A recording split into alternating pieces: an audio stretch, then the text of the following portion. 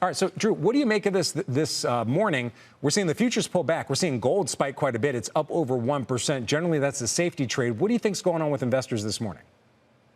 Look, I think sentiment's really high. That's the starting point for everything here. And any news that might upset the apple cart might be a reason to normalize positioning or take some profits. I think a lot of this is short term because I think the bigger, not necessarily headwind, but hurdle is all going to be earnings. And I think the Q3 reporting season is going to be an important time to pay attention. All right, so you see earnings really driving this market. A lot of people feel like the idea we're going to get a number of rate cuts are a reason why we've seen the markets hit new highs. We have PCE coming up later this week. Do you see that having a big impact on the direction of this market? Short term, maybe. When you kind of piece this all together, everyone wants to talk about rate cuts right now. But the reason it's really good for markets is because you're having rate cuts at the same time you still have good earnings. Most of the time, you're getting those rate cuts because we're seeing aggressive softening. So right now, no, I don't think it's a bigger deal to the longer term story. Shorter term, yeah, inflation, Fed trajectory might matter. But to us, it's earnings, earnings, earnings all the time. All right, your word of the day is pressure. Where is the pressure at?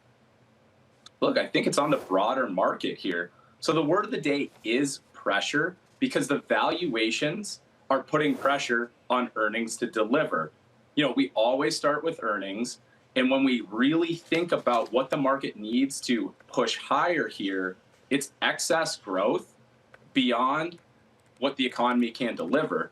And it's probably at the highest levels we've seen since not just the tech bubble, but that post-pandemic build as well. So to us, the pressure is on earnings to deliver, and that's why we're really focused on Q3 reports and the commentary for companies going forward. All right, so you're really focused on earnings, but your pick for us today, it seems very closely tied to the idea we're getting rate cuts.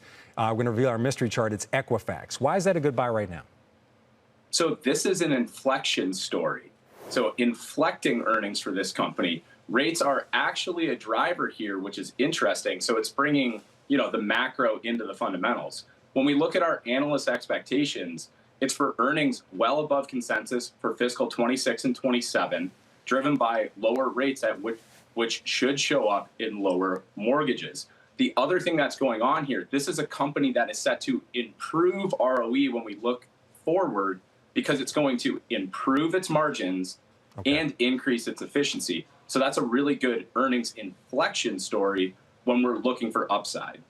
All right, you're looking for upside here, but very quickly, we've actually seen mortgage rates move to the upside as well since we gotten those rate cuts. Does that impact this thesis at all, the idea that mortgage rates have actually moved higher? Again, it's shorter term versus longer term. We're finally talking about mortgage rates closer to a 6 handle, not a 7. So let's think about what that means for spurring demand, not just for refinancing, but potentially new home activity. Longer term story, housing's underbuilt in the United States. So there are some tailwinds beyond just the short term move in rates.